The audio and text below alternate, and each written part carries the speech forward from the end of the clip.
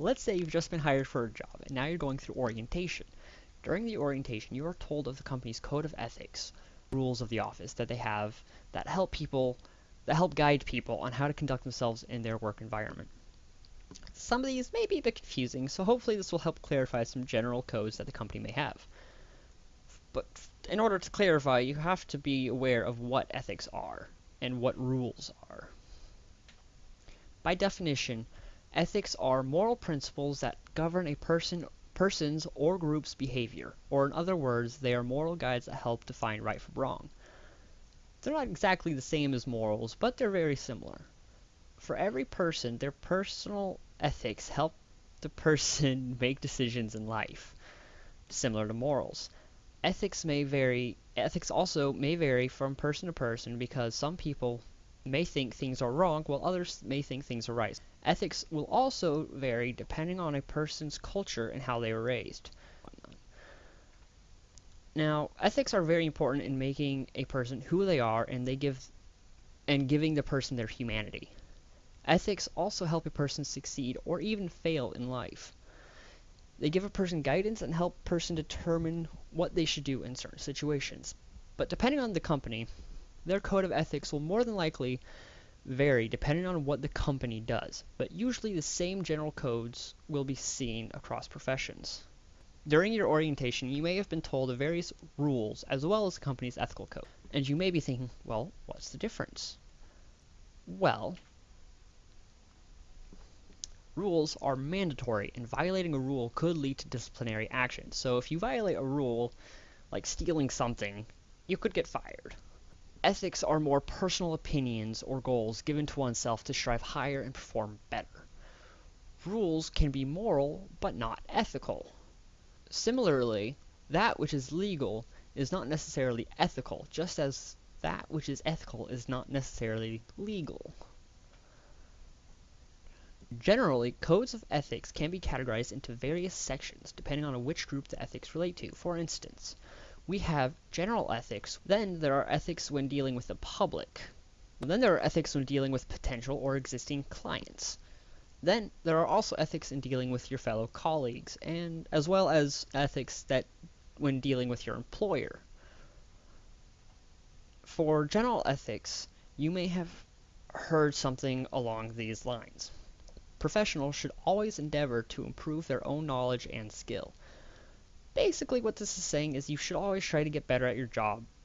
Another thing you may have heard is be aware and follow the laws that pertain to your profession. So, not every profession will have laws that pertain to it. So this may or may not apply to you, but this is basically just telling you to know if you have a profession that has laws pertaining to it, that you need to know them and that you need to make sure that you are not breaking them.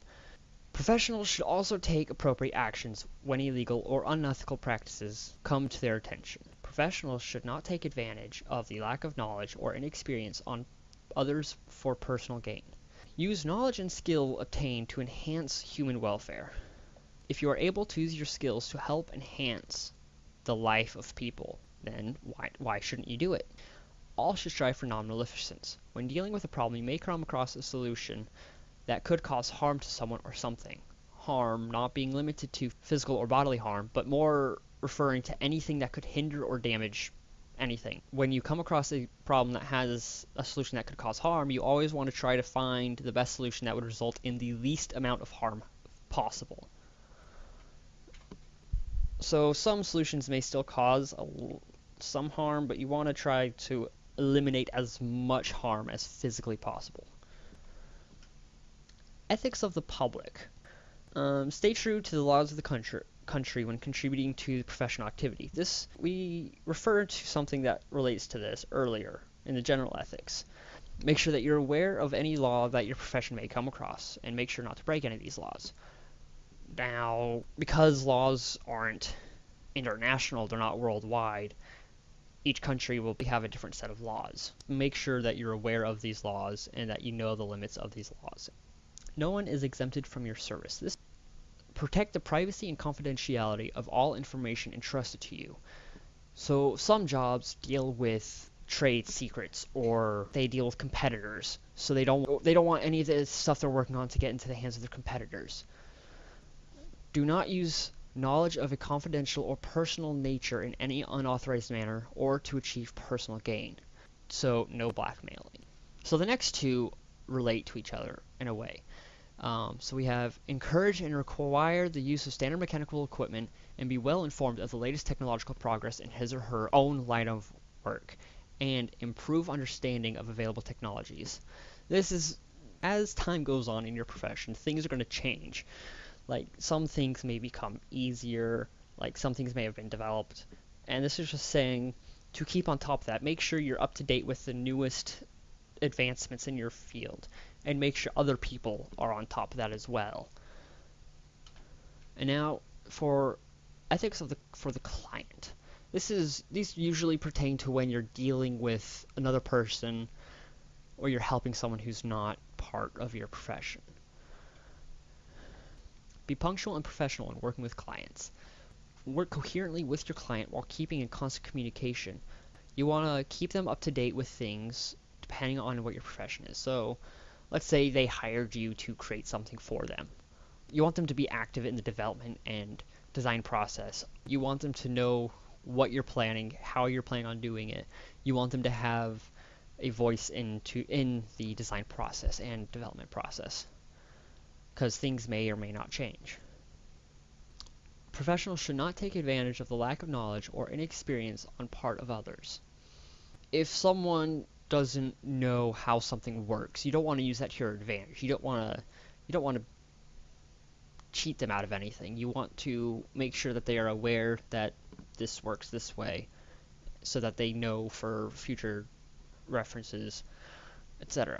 I should not misuse the authority entrusted to me. Because especially if you're working with a client, you're going to be given authority over projects, and you don't want to use that to basically bully others. You don't want to come off as arrogant or rude, or you just don't want to bully others.